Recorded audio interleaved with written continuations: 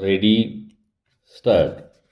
Through an important decision of the appeal from Chhattisgarh High Court on September 12, 2025, in the case Maniklal Sahu versus State of Chhattisgarh, Justice J.B. Pardiwala and Justice R. Mahadevan at the Supreme Court have expressed opinion that the High Court has committed a serious error in bringing the case within the ambit of attempt to commit murder, punishable under Section 307 of the IPC, on the ground that the victim survived for almost 9 months from the date of the incident and died on account of pneumonia and others complications during the course of the treatment and not due to the injuries suffered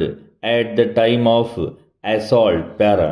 The Supreme Court has said that the court does not agree with the view expressed by the High Court in the impugned judgment and order.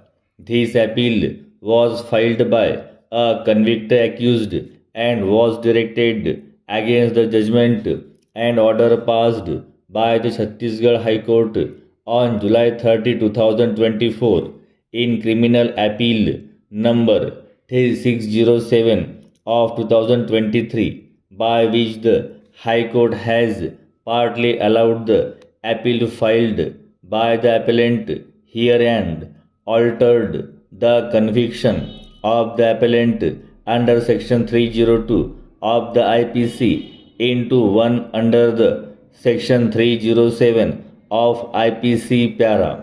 It appears from materials on record that 4 persons, including the appellant herein, were put to trial for the offence of murder of one Rekchand Verma in the Sessions Case 21 of 2022 from the FIR 0061 of 2022 of February 22nd, 2022, registered with the Saja Police Station in Bemetra District, Chhattisgarh, for the offence punishable under Sections 458 to 94, 506, subsection B, and 323 of the IPC, respectively. It is the case of the prosecution that on the fateful day of the incident, the appellant, along with 3 other accused,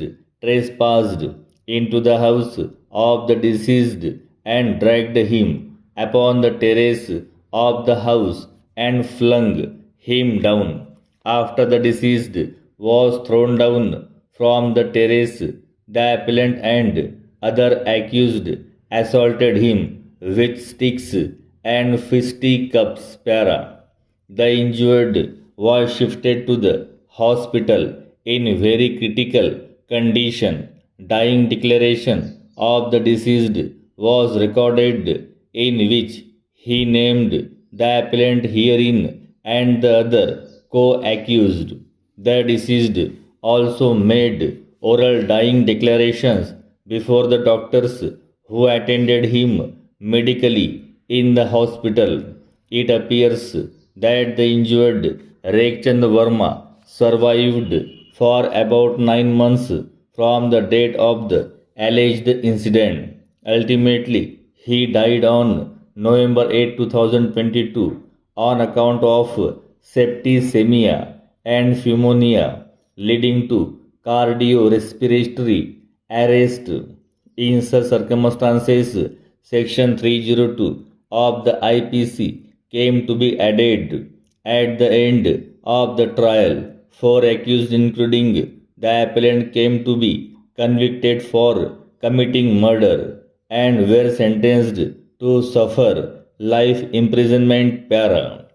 According to the Supreme Court, the only question it has to answer in this case is whether the High Court has committed any error in passing the impugned judgment and order.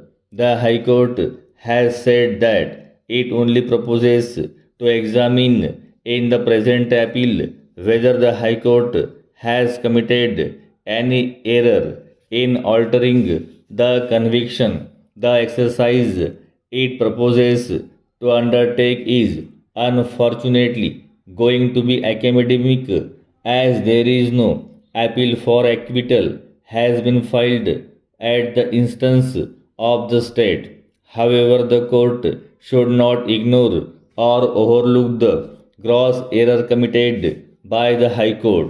The court has to explain why the High Court is wrong in its view. The Supreme Court has highlighted few broad principles that the courts must keep in mind. Para.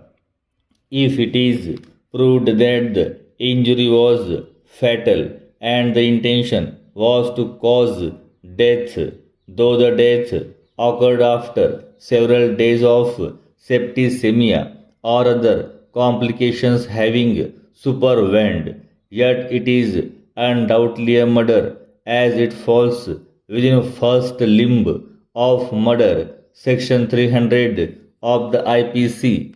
Para.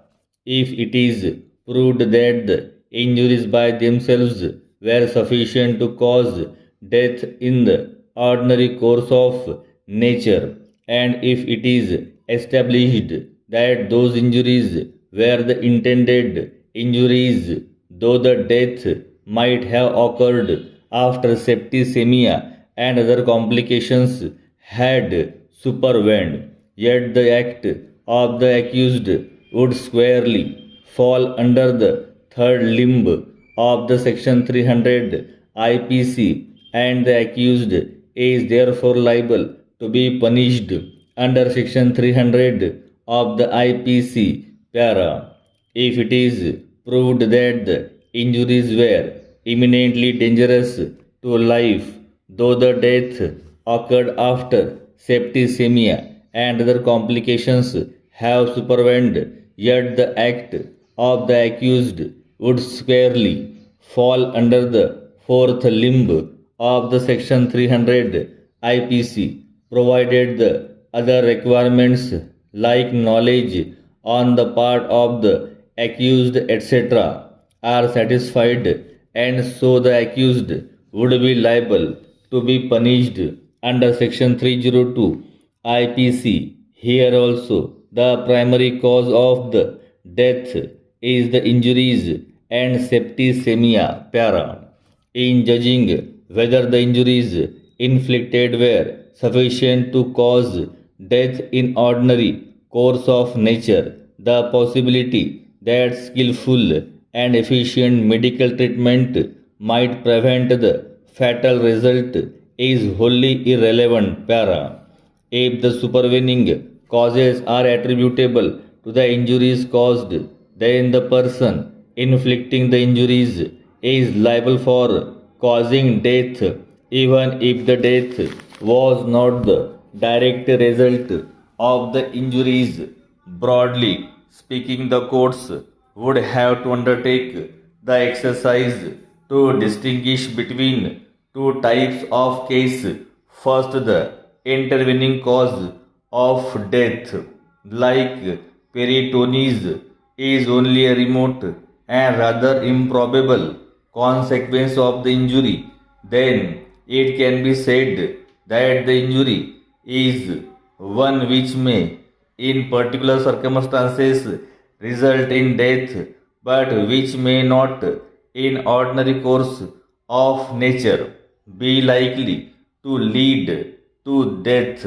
Secondly, the consequence, which is ultimate cause of death, is itself a practically inevitable sequence to the injury. The probability is very high indeed, amounting to practical certainty, that is, death is a result in due course of natural events. Para. A deep abdominal thrust with a knife followed by injury to the internal organs in practically certain to result in acute peritonitis causing death. It is clearly a case of murder under section 302 and not merely of culpable homicide. Para. In the opinion of the Supreme Court, there is no merit in appeal and the same is accordingly dismissed.